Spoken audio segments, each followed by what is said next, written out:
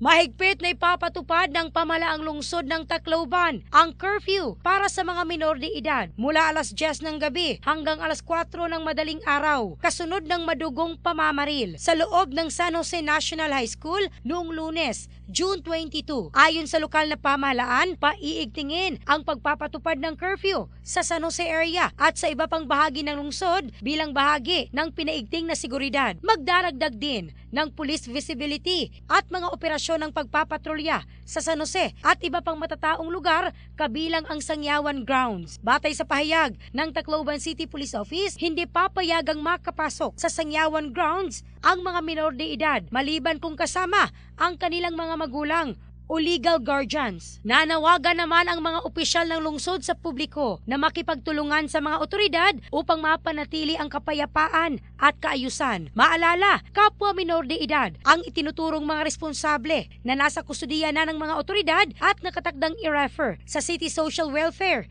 and Development Office as of alas 8 ng umaga nitong Martes, June 23, nananatili sa 3 ang bilang ng mga nasawi sa naturang insidente. Naitala rin ng mga otoridad ang 15 sugatan dahil sa tama ng bala at 5 pang nasaktan sa naturang kaguluhan. In the heart of changing lives, ako si Michelle Craste ng Brigada News Philippines, the Music and News Authority.